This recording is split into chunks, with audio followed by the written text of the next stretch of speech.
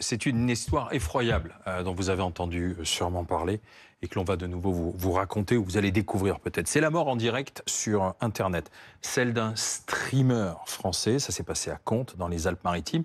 En fait, l'homme que vous voyez derrière moi était connu, Jean Pormanov, pour être une espèce de souffre-douleur. L'enquête devra déterminer si c'était vraiment consentant.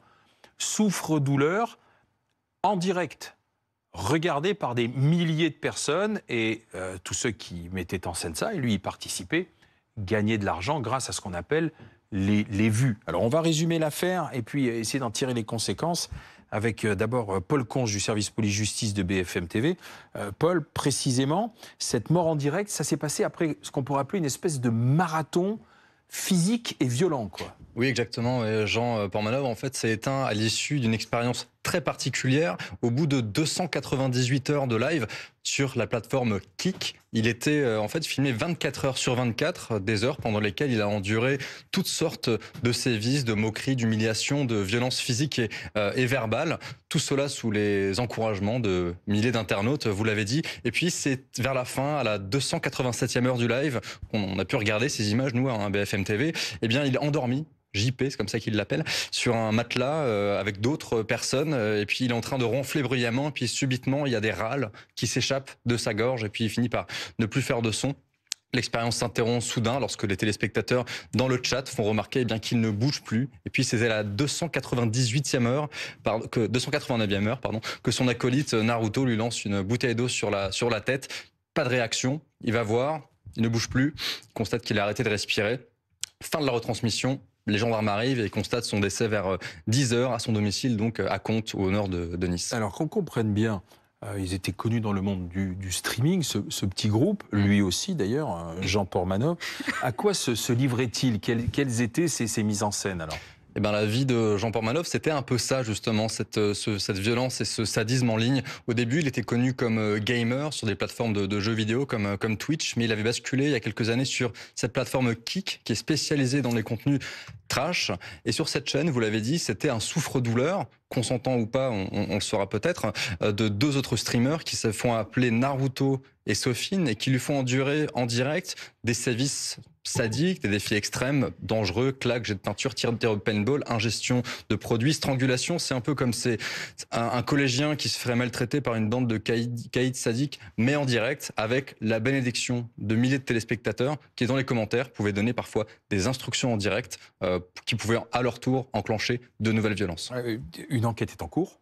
Une enquête judiciaire est en cours, effectivement, en recherche sur les causes de la mort pour déterminer les raisons pour lesquelles il est décédé. Une autopsie est en train d'avoir lieu. La police judiciaire de Nice, qui est chargée de l'enquête, devra déterminer notamment si les sévices qu'il avait endurés pendant les 10 jours précédents ont un lien ou pas avec son décès, et surtout si les personnes qui étaient présentes avec lui ont une part de responsabilité dans sa mort. Justement, nous sommes avec Yacine Sadouni, qui est l'avocat de l'un de ses acolytes. Bonsoir, maître Sadouni. Merci d'être avec nous en direct. Ils ont une responsabilité dans la mort de leur comparse? Alors, avant toute chose, déjà, j'ai entendu beaucoup de choses, souffre-douleur, sadisme. Il me paraît quand même opportun de revenir sur la chose qui nous préoccupe le plus, à savoir le décès de M. Gravel. Je tiens tout d'abord à exprimer mes sincères condoléances à la famille. Alors, maintenant, vous me posez une question quelque peu frontale sur le décès de M. Gravel. Est-ce qu'ils ont une responsabilité là-dedans? Je vais vous répondre. On a perdu la liaison avec vous, maître Sadouni. L'équipe qui est sur place va reconnecter votre micro de façon à ce qu'on puisse entendre vos arguments. Nous sommes avec Sylvain Trinel, qui est journaliste à Tech & Co. Il faut qu'on comprenne ce qui se passe sur ces plateformes. Parce que pour beaucoup de gens, dire c'est un streaming, c'est en direct, c'est sur la plateforme Kik. C'est-à-dire, l'avocat est de retour, donc on va revenir vers vous dans un instant, Sylvain. Mais allez-y, répondez à ma question frontale, maître Sadouni. Alors, à ce jour, aucune autorité judiciaire met en cause mon client. C'est la seule chose que j'ai à dire.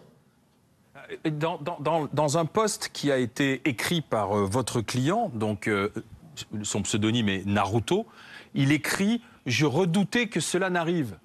Donc ça veut dire quand même, et ensuite il dit qu'il pleure toutes les larmes de son corps. Voilà, j'ai toujours redouté le jour où je devrais écrire ces mots. Ça veut dire qu'il savait quand même qu'il jouait à un jeu dangereux et potentiellement mortel. Non, ça n'a rien à voir avec le jeu. C'est juste une personne qui avait peur que son ami meure. Tout simplement. Un ami qui avait des problèmes cardiovasculaires, un ami qui avait des défaillances cardiaques. Tout simplement. Alors, d'accord. Il sait qu'il a un ami qui a des défaillances cardiaques et il joue à des jeux de strangulation avec. Mais les jeux de strangulation, on peut en tirer toutes les conséquences que l'on veut en regardant les images. Mais toutes ces scènes, ce ne sont que des mises en scène issues d'un script. Issues d'un script entre Naruto et le défunt, tout simplement. Ça veut dire que ce ne sont pas des vraies strangulations, il ne s'étouffe pas vraiment alors, si c'est une mise en scène. Exactement, c'est exactement mon propos. D'ailleurs, pour cela, je vous donne une information que vous avez sans doute déjà. Il a été placé en garde à vue en janvier 2025. Il a fait 24 heures de garde à vue. Le parquet de Nice a décidé ensuite de relâcher, de ne pas prolonger sa garde à vue. À ce jour, il n'y a aucun élément constitutif de quelconque infraction à l'encontre de M. Senazandotti, mon client. J'ai entendu des propos qui sont quelque peu déplaisants, notamment torsionnaires, alors qu'on n'a rien qui permet de caractériser une quelconque infraction. Paul Conge, question. L'enquête judiciaire qui a été ouverte par le parquet de Nice est toujours en cours pour effectivement les cas les suspicions de maltraitance dont il aurait fait l'objet. Pour l'heure, effectivement, le client de l'avocat effectivement avait été placé en garde à vue au mois de janvier. Il avait été relâché à ce stade sans poursuite, mais bon, l'enquête se poursuit. On ne peut pas préjuger non plus tout de suite des décisions que prendront les enquêteurs à l'issue de leur enquête. Sauf que là, il y a mort d'homme, maître. Il y a mort d'homme, effectivement, et il y a mort du meilleur ami de mon client, qui est bouleversé. Donc il n'est pour rien là-dedans. Il n'est pour rien là-dedans. Et l'enquête le déterminera. Comme vous l'avez dit, je ne vais pas aller plus vite que l'enquête. Le parquet de Nice a entre ses mains la direction de cette enquête. Monsieur Senazandotti, mon client, se tient prêt à être entendu et à donner toutes les informations utiles. L'autopsie déterminera les raisons de la mort de monsieur Gravel. Je vais vous dire une chose de plus. Monsieur Gravel, ses parents plutôt, sa mère et son frère, sont en étroite collaboration avec monsieur Senazandotti, mon client. Ils se parlent constamment et elle écarte toute responsabilité de mon client dans la mort de son fils. Elle vous l'a dit précisément?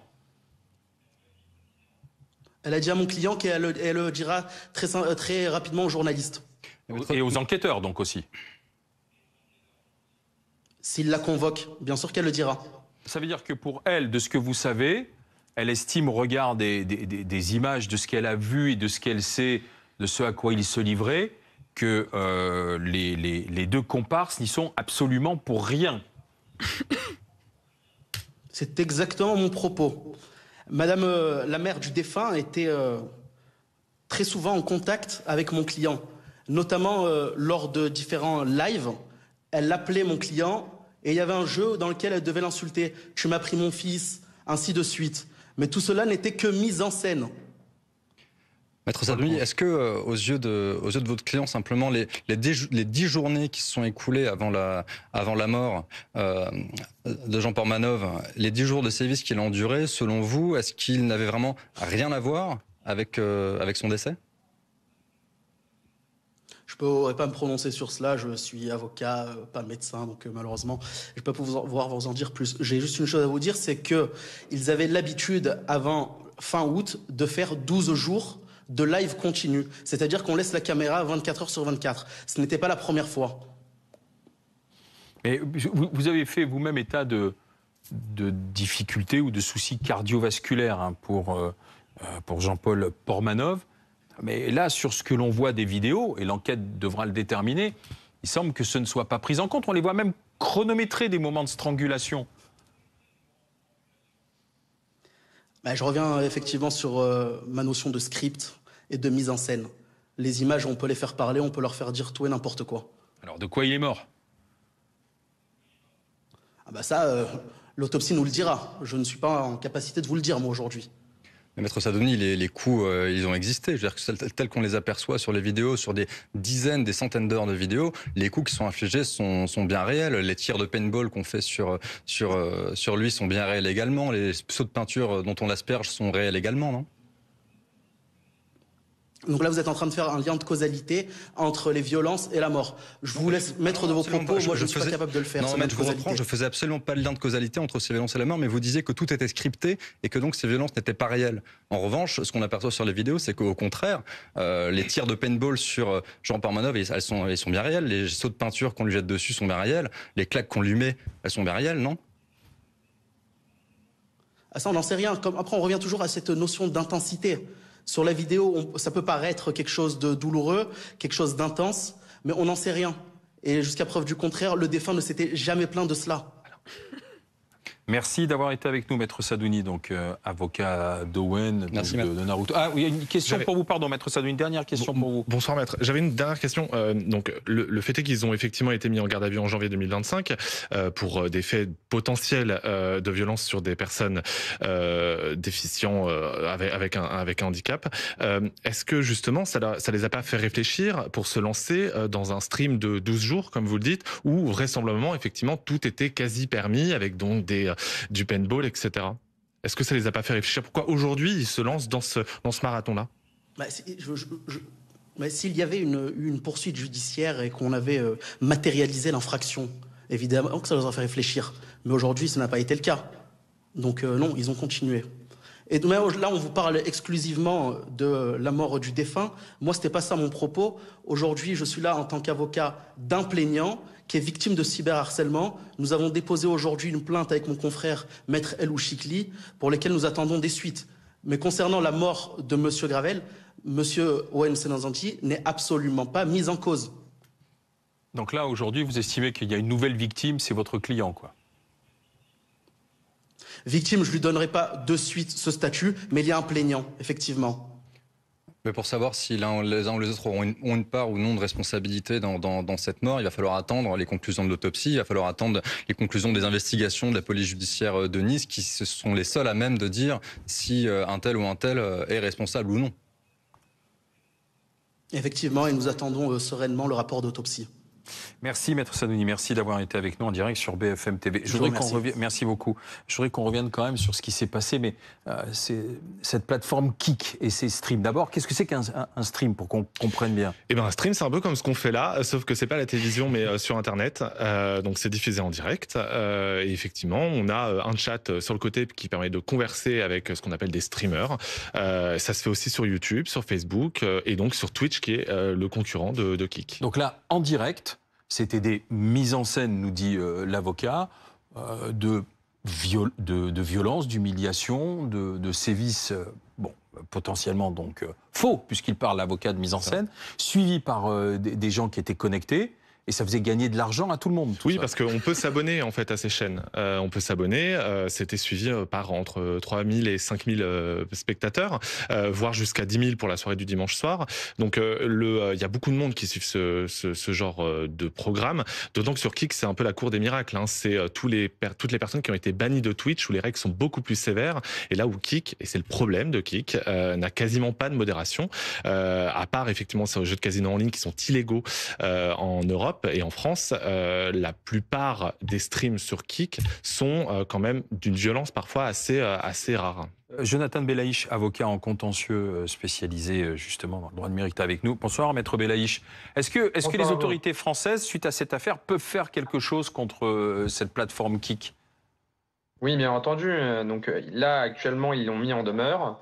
Ensuite, ils peuvent la sanctionner avec des sanctions financières qui peuvent être très importantes. Ils peuvent aussi procéder au blocage de la plateforme. Mais bon, dans le cas ici présent, ça paraîtrait assez unique. On n'a jamais vu une plateforme qui a été bloquée pour des faits de contenu illicite en ligne pour le moment de cette nature. La ministre en charge du numérique a saisi l'Arcom, vous savez, qui est l'autorité de l'audiovisuel. Oui. Est-ce que l'Arcom peut faire quelque chose? Oui, bien entendu. L'Arcom est une autorité de contrôle qui a des pouvoirs de sanction. Ils peuvent procéder notamment à des blocages. Et il peut y avoir des sanctions financières qui sont excessivement importantes, qui peuvent aller jusqu'à des millions d'euros. Et là en l'occurrence, on a vraiment affaire à une spécificité en matière de contenu illicite en ligne. Il est unique et extrêmement voilà, il n'y a pas d'antécédent d'une personne qui s'est donné la mort en direct sur une plateforme. C'est quelque chose qui est horrifiant et qui est extrêmement grave et qui démontre à quel point les dérives des plateformes en ligne peuvent aller jusqu'à des conséquences qui vont jusqu'à la mort. Ouais, mais là, dans cette histoire, maître, votre confrère disait, mais non, c'est des mises en scène, tout le monde était consentant, donc certes, on pouvait se faire mal, mais il refuse les termes de sévices, actes de torture ou autre, puisque c'était un petit groupe qui s'adonnait à ça depuis plusieurs mois maintenant, quoi. Pour dire, moi, ça fonctionne pas comme ça en matière de loi pénale. On peut pas s'estimer être consentant à de la violence et à des sévices. En fait, soit on est dans du cinéma et on est dans une fiction, soit on est dans la réalité. Et là, de ce qu'on en comprend, encore une fois, on n'est pas dans les secrets de l'enquête. On n'a pas affaire à une fiction, on n'est pas dans un cinéma. On a affaire à des actes de violence qui relèvent de la loi pénale. Et ce n'est pas pour rien que vous avez quand même des autorités judiciaires qui se sont saisies du sujet. Donc, pour moi, il y a de manière, il y a une limite au consentement. On ne peut pas, par consentement, adhérer à la violation de l'ordre public ou à des faits qui nous seraient à nous-mêmes préjudiciables. On ne peut pas accepter son propre viol, on ne peut pas accepter son propre meurtre, on ne peut pas accepter de s'auto-violenter, accepter qu'on nous violente, et encore moins aux yeux et à la vue de tout le monde. Et je dirais même, j'irais plus loin. Pour moi, il y a un sujet de responsabilité pénale avec la complicité éventuelle de la plateforme.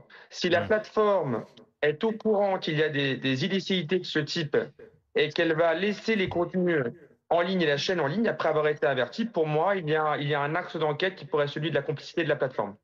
Merci, maître Belaïch, d'avoir été avec nous. Anne Séniquier, vous êtes psychiatre. Qu'est-ce que ça dit, cette terrible affaire, cette effroyable mort en direct? Malheureusement, je vous apprends rien si je vous dis que la société va mal en termes de santé mentale en ce moment. Et là, on se pose la question, est-ce que c'est un symptôme? Est-ce que c'est une cause? Ça met en évidence, en tous les cas, une dérive multiple, finalement, de la société où la violence devient un bien de consommation. Clairement, que ça soit scripté ou que ça soit pas scripté, on était dans le spectacle, puisqu'on est arrivé jusqu'à 5-10 000 spectateurs. Et aujourd'hui, avec le décès de ce monsieur, eh bien, qu'est-ce qui se passe? On amplifie, puisque des morceaux de ces vidéos qui ne sont plus sur la plateforme Kik se retrouvent sur les autres plateformes. Et finalement, on a cette mise à l'échelle qui va précipiter complètement la société dans une sorte de faille qui nous précède et qui nous précipite finalement dans des situations où on n'est pas formés pour la gérer encore, que ce soit au niveau éthique, que ce soit au niveau juridique, que ce soit au niveau psychologique.